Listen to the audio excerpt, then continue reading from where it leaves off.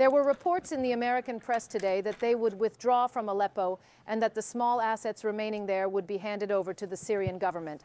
What is the latest situation? I mean, what do these increasing Israeli attacks on air bases tell us? So let me put it this way. What's on an air base? They will be targeted. Make them more of a target? Yes, they will. I mean, think about an air base in Turkey. You know it is in Balıkesir. Those who are close know it. Yeah, chuckles. Yes. Or a Kinci air base in Ankara. Oh, here is Incirlik air base. Our bases in Diyarbakir, our bases in Malatya, our bases in Mertzfon. Now we need a base. What can you do to take them off duty? What do you have to do? What are these bases? It's one of those places where airplanes can hide, you know, the round thing that you see. Concrete, that you can protect your effect in the event of any external attack. There's the shelters. Then you have ammunition depots. Then you have tanks where you can put gasoline. You have academic tanks. Then there are places where you have electronic systems to manage it and air defense systems. But when you look at the location, it's a big area. Not everyone may know a military airport, but almost many airports in Turkey are inside military airports. Therefore, when you land, you will also see a military airport. I will say one thing. What are you doing to hit the airport? I mean, it's not like there's nothing left at the T4 airports anyway, even from the past. What they are doing now, they are just trying to say, I am here and I will not allow you to come here. Otherwise, there was a big facility, and when these facilities are demolished, we will have nowhere to go.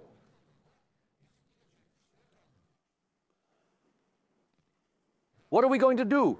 Are we going to send the F-Don to the T4 airport anyway? No, no, no, no. Why should I go to a place that is already close enough for me to take off and perform my duties very comfortably? Send an airplane? Sure. What we put here is mostly education. Air defense and logistics units. So we use the base as a base for the Syrian army to get back on its feet. We want to set up around here. Otherwise, we don't have a point where we cannot directly reach inside Syria. We don't even have a problem in terms of range. For Libya, I understand what you're telling you. For Somalia, I understand. But my friend, all the people here, I have the means and the capability to hit places.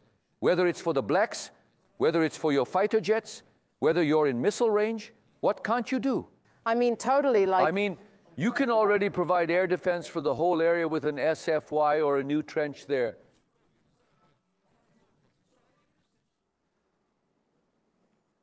We have been saying from the beginning that the question of why we are going here was actually the purpose. What we're saying, we're trying to build a new Syrian army in the region.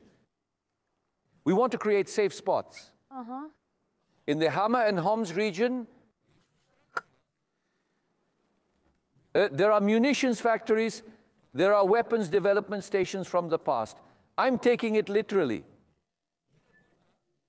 Assad, from the period, there are army training centers that remain.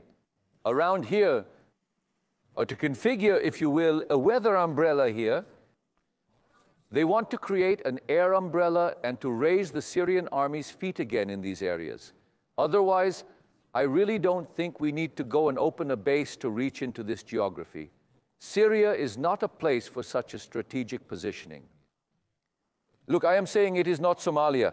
We are talking about a place that is already within our sphere of influence. But they don't think like that. They say, brother, I won't allow anything to be built here. You won't be able to build anything around here. How far? Up to what point? For example, if we go to the region and set up a base and start training at this base and they come and shoot us, what would happen? Well, what do you think would happen? Their heads would be crushed. Would they do such a thing? They wouldn't. They would. Let me put it this way. They'd be afraid of the repercussions. Let's not say they can't. So you know there is always something. I mean, there's always, you get the ultimate threat. Can they do it? They can. Netanyahu is desperate. I mean, if it is even thinking about attacking Iran, if it is thinking about a place at such a long range, if it is making threats about this in order to be able to attack Iran in any way in Gaza, in front of the eyes of the world, if he can attack a situation that could draw Turkey into it. It can take precautions or an attack, it can. Here, the statements coming from the U.S. that we want to cooperate with Turkey in Syria. There are many things. Now, here's what you think. Smart people and democratic environment, you think it's going to prevent this? Yes. If he can't even prevent genocide, if he still continues to bomb civilians, even in something like genocide, and he goes out to the world. Friends, if you can say that killing them is permissible, and you're telling me, can he? So there will be no victory. But they can do anything. So it is not possible to say that, no, they can never attack us. So they have the world against them. Where? In Gaza. Yes. Look everyone in the eye, never for such a long time, at least as far as I know. Have you seen a genocide this long? And I don't even know that I know myself. Massacre. Sir? Massacre, the Soiker. Didn't you see it? Babies are still, we shouldn't forget, the babies are still. War can be haramday. War has happened. A lot of things have happened. But if these things can happen in the eyes of the world, in a place where the world has turned into a global village, expect a policy that will provoke all kinds of provocations. Yes. Hold on. I can't say no. It's not right to say such a thing anyway. Military logic is not right. What will happen here now, Turkey? How will Turkey react? I will never come to the question. Because we're keeping him. Okay, is it? But there is this. Turkey's position, where Turkey is now, far beyond a point that they themselves have been making in the past. So, nor are we Iran. We are neither Syria nor Iraq nor anything else. We are the Republic of Turkey. Our reaction is neither on SCTs nor on anything else. But the issue here is this.